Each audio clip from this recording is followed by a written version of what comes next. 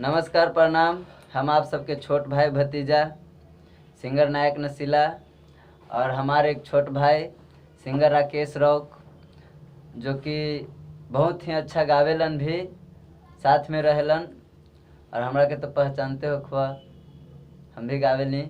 और हमार भाई एक चैनल खोलले बा राकेश रॉक ऑफिशियल के नाम से, तो यूट्यूब पे जाएं, सर्च करी और सर्च करके उनखरा के सब्सक्राइब करी।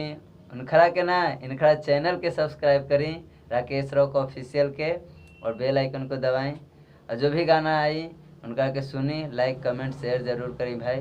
प्यार दुलार बनैले रही इनकरा पर भी और साथ में हमरा पर भी बनैले रही। आप सबके बीच जो एक मेरा बड़ा भैया गाए थे गाना जो आप सब सुने थे, जिसका व्यू अभी 11.5 मिलियन क्रॉस कर रहा है। 12 मिलियन क्रॉस होने वाला है। फटल कैसे चोलिया नंदो। आप सबके बीच मेरा बड़ा भैया अपना मुंह से सुनाएंगे, आप सबके बीच गा के सुनाएंगे। देखिए।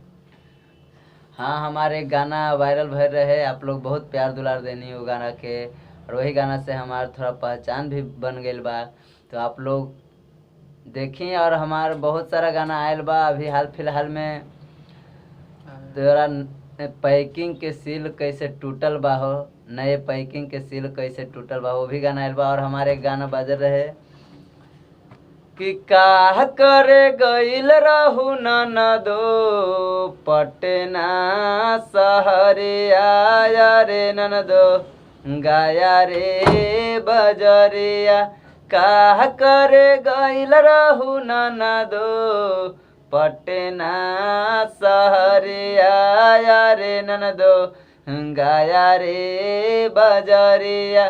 टेम्पो ड्राइवर से कैसे, ट्रैक्टर ड्राइवर से कैसे लड़ले नजरिया, रे ननदो लड़ले नजरिया।